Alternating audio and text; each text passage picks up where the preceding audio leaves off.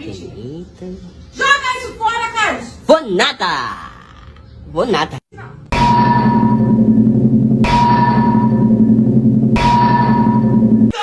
For some of us growing up, money didn't always come by easy.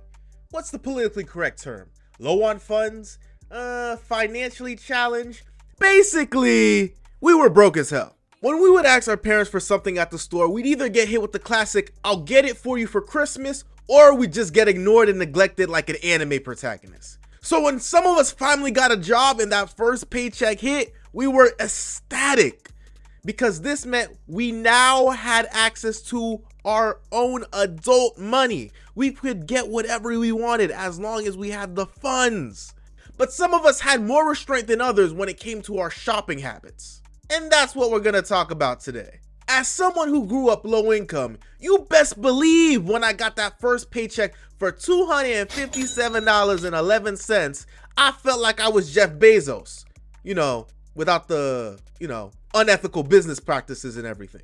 No longer did I have to grovel and get on my knees and beg my parents to buy stuff for me because I could buy it for myself.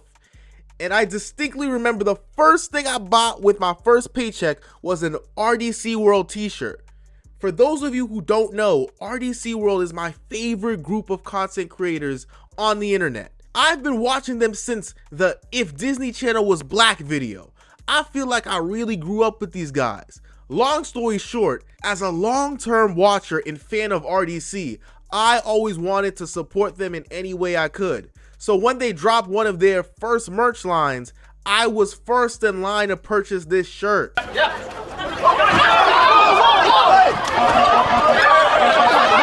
But you might be wondering, if this shirt was so important to me, why am I not wearing it on camera? Good question, random commenter.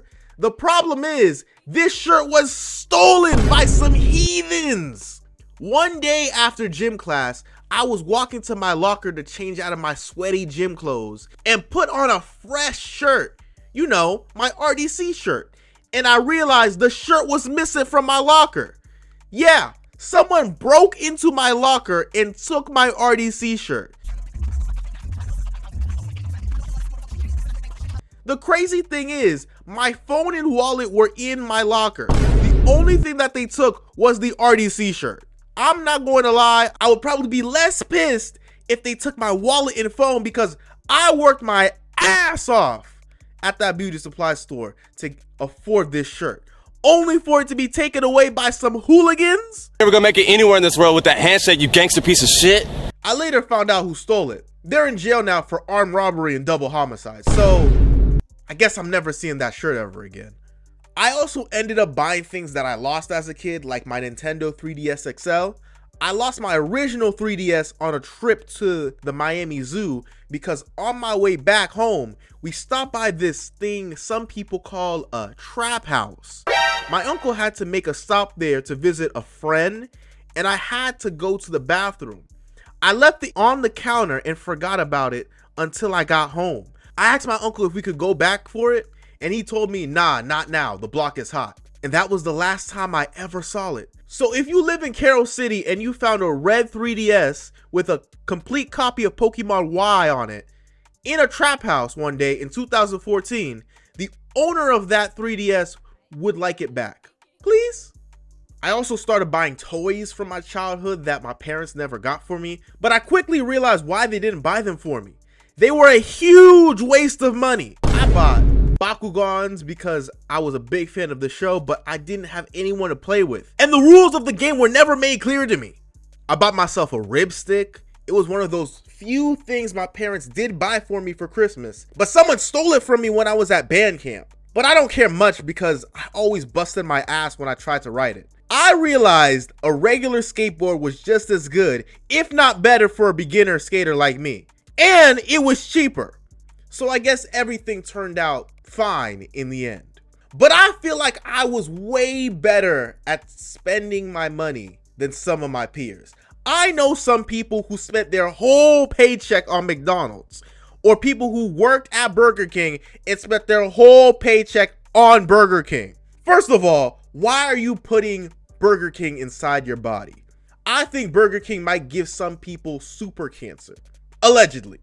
Ingesting napalm is probably safer than eating anything at Burger King. I don't know if people had no food at home, but I would see some of these people spending 60% of their money from their minimum wage fast food job just to give it back to the same job. I mean, our parents were right when they said, we got food at home. Because there is no way you should be spending all your money on food, especially when you work at the place that serves it. It's like paying to poison yourself. But hey, at least you're getting paid to do it, right? If he's not suffering from chronic procrastination or his boba addiction, then he's making amazing videos. Smiling Observer will be back. I feel like the worst offenders of this are gamers, because once a young gamer gets a job, they don't see a price tag on anything. It's like they turn into Michael Porter Jr. on the court. I don't think they realize that these microtransactions start to add up quickly. When you play online nowadays, these kids come head to toe in every skin, every accessory you could think of, and every DLC exclusive item. It's like some of these kids got a FEMA check and spent it all on video games. There are really some people out here who spend all their money on VC and V-Bucks to buy every dribble package and skin in the game, but can't actually play the game to save their lives. In the case of Fortnite, the person on the squad with the best skin used to be the best player. But now if you see someone with a limited time skin in the game, you might as well quit and find another lobby to play in. These kids are out here dropping racks on video games like they're investing in the stock market. And let's talk about those loot boxes. You spend your hard-earned money on a virtual mystery box hoping to get something good inside. It's like playing the lottery, but with less chance of winning and more of a chance of getting scammed. A lot of people missed the game corners in Pokemon games, but looking back, maybe it was a good thing that they took them out. These games are creating a generation of gambling addicts. But you know what's crazier? These kids will spend all their money on video games, but when it comes time to buying actual real life essentials, they're like, nah, I'll pass. I knew this kid in high school. Let's call him Eric. Eric was stank and he needed lotion. His skin looked like sandpaper. I was scared he might start a fire by scratching himself. It never made sense to me why this man had a job and could buy deodorant and lotion with no problem, but he would never take anyone's advice. But do you know what he did have? Every DLC pack for Rainbow Six Siege. I don't know how much that costs, but it has to be way less than good quality deodorant and lotion. But the biggest expense people tend to splurge on when they first start making money is clothing.